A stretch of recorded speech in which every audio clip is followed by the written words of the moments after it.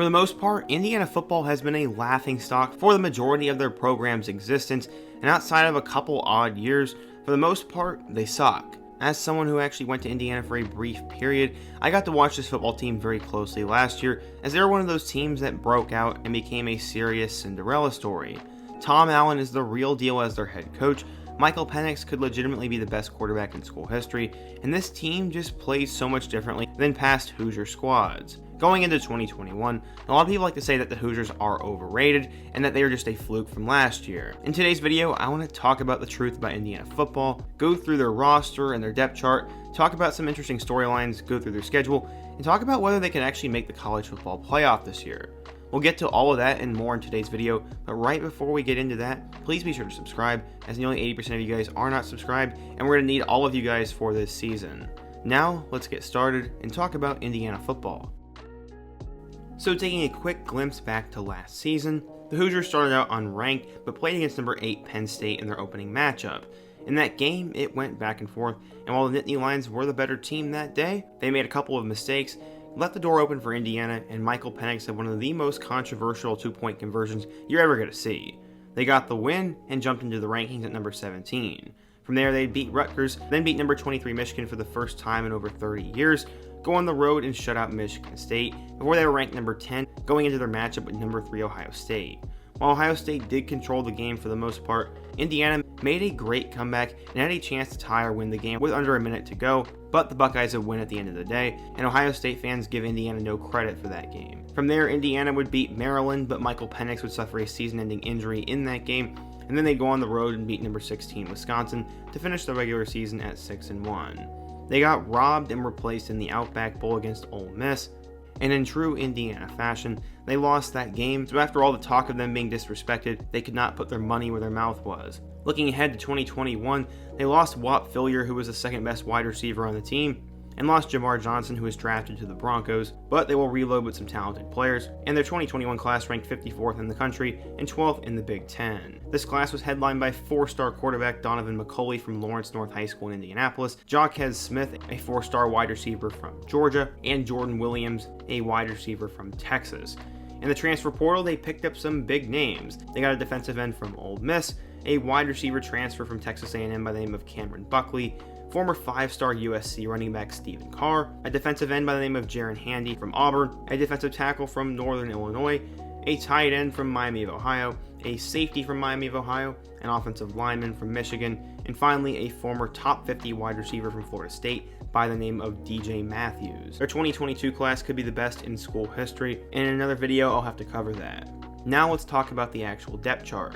If we take a look at the quarterback position, they return arguably the best QB in the Big Ten in Michael Penix Jr. While he has struggled to stay healthy, when he is on the field, he can absolutely take over a game, and he is seen as a dark horse 2021, and he is seen as a dark horse first-round draft pick in the future. Behind him, they have Jack Tuttle, who is a former 4-star quarterback who was at Utah for a year before he had backup duties last season. He led them to a win over Wisconsin last year, and going into 2021, he'll be a really solid backup, and if Penix does end up getting hurt, Tuttle should be able to get the job done. After that, you have redshirt freshman Dexter Williams, who's likely never going to see the field, and then true freshman Donovan McCulley, who is a 4-star in their 2021 class.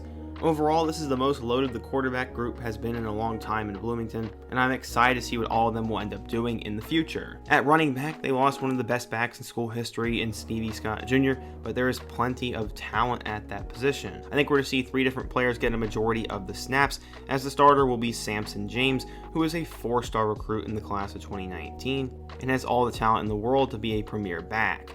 Outside of him, you'll have an experienced guy in Stephen Carr, who, as I mentioned earlier in the video, was a former 5-star recruit who played at USC, but had some injury issues and is looking for a second chance here in Indiana. I think he will play, and then you'll also have Tim Baldwin Jr., who showed some flash in some garbage time minutes last year, and I know he has been buzzing around the program. The wide receiver spot is pretty interesting, as they did lose Whop Philyor, who went undrafted, but they return one of the best receivers in the country in Ty Freifogel. From there, you'll have Miles Marshall, who sort of had a breakout season last year, and then guys such as Jacoby Hewitt, David Baker, and Javon Swinton all played a little bit last year and showed some flash, and then you add in a couple of transfers. Cameron Buckley played a lot for Texas A&M over the last few years, and DJ Matthews was a former blue chip recruit who just didn't seem to pan out at Florida State, but he's got all the talent in the world. Finally, Jordan Williams apparently impressed a lot in the high school football scene last year, and then Jaquez Smith was a 4-star recruit in the 2021 class as well. He should be able to play a lot.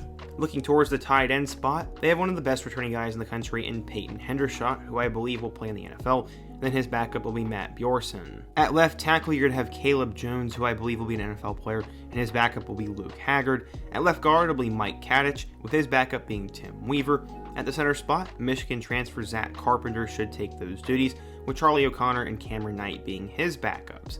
At right guard, Dylan Powell should get a chance to play, with redshirt freshman Randy Holtz being his backup. Then at right tackle, we have one of the most promising young tackles in the country in Matthew Bedford, and his backup Aiden Raftery. Looking over to the defensive side of the ball, at the defensive end spot, you're likely going to see Ryder Anderson and James Head Jr. At the defensive tackle spot, you're going to see DeMarcus Elliott.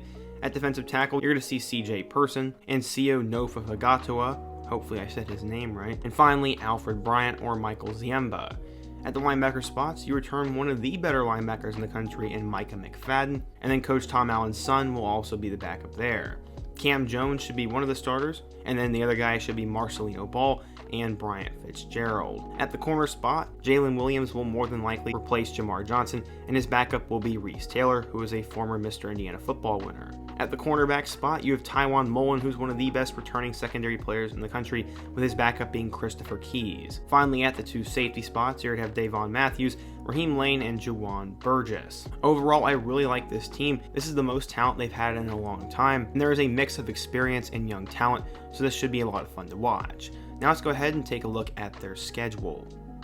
There is no tune-up or popcorn game to start out the season for Indiana, as they will go on the road to Kinnick Stadium to face a more than likely ranked Iowa team. I know a lot of people in the Indiana sports world who believe that the Hoosiers will win this game, but for some reason my gut has been telling me this is a 50-50 matchup, and at the end of the day I'm going to pick the Iowa Hawkeyes, but Indiana definitely has a shot to win it. From there, they return home to play Idaho, which should be a quick tune-up game for one of the biggest non-conference matchups of the 2020 college football season. Cincinnati will more than likely be ranked top 10 at this point, and they will come to Bloomington to play a more than likely ranked Indiana team. While I hope both teams are 2-0 going into this matchup, either way it'll be a lot of fun, and I do believe that Indiana will win. This will be the first big home game for the Hoosiers since there were no fans allowed last year, and I think the place will be rocking and they'll win this game. From there, they kind of have a trap game on the road against Western Kentucky, as the Hilltoppers have one of the most underrated quarterbacks in the country in Bailey Zappi, and that team can put up a lot of points.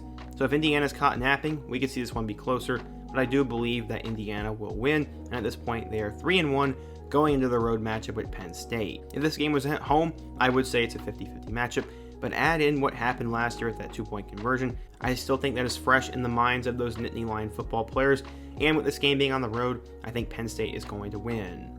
From there, Indiana will go back home to play Michigan State, and while Mel Tucker is doing a good job, and there are some nice pieces on that team, I think Indiana should win by 2 scores. That would have them at 4-2 going into their home matchup with Ohio State. And while I do believe there's a chance they can upset the Buckeyes at home, it's really hard to pick that right now, and it'll really depend on how the season is going to that point, so I will say Ohio State wins in a close one. After that, they go on the road to Maryland, and while this is sort of a trap game, as long as the Hoosiers can stop Talia Tagovailoa, they should be able to win this game. From there, they go on the road to Michigan, and since they beat the Wolverines for the first time in 30 years last year, that will also be fresh in the minds of that Michigan team, but I'm also not super high on Michigan this year, so I'm going to make a bold prediction and say Indiana wins this game on the road. From there, they will return home, where I think they are the better team than Rutgers, and while the Scarlet Knights should give them a good game, Indiana I think will pull that one out, and that will get them to 7 wins. From there, they have 2 interesting games to end the year, as they have struggled with Minnesota a little bit over the past few seasons, and while I think Minnesota will be improved from last year, I think Indiana is the better team, and this will be homecoming for them, so I'm going to give this win to Indiana, and that gets them to 8 wins. Finally, we have one of the most interesting games on the schedule, as they will go on the road to play Purdue in the Oak and Bucket game. The rivalry is starting to get a little bit bigger, And the reason why I think this game will be so close is because Purdue has a very difficult schedule. Jeff Brom is on the hot seat, and in the last game, Indiana won in double overtime. So I think Purdue is going to be ready to come out firing in this game, and I think it is going to be close. While I give Purdue a 50-50 shot at winning this one, I'm going to go with the experience of Indiana and say that the Hoosiers win this game in another thriller. So right now I have the Hoosiers going 9-3 in 2021, and I think they will make a pretty nice bowl game. In my opinion, their losses were going to come to Iowa, Penn State, and Ohio State, and the two big wins they'd have would come over Cincinnati and Michigan. You never know if a school like Maryland, Michigan State, Purdue, or Minnesota ends up getting ranked at some point and it becomes a big matchup, but those are the 5 games I really have highlighted on their schedule, and I think they go 2-3 in those matchups. It'll depend on who they play in their bowl game, but the Hoosiers have had such bad luck in their last few years in bowl games that it'd be tough to pick them.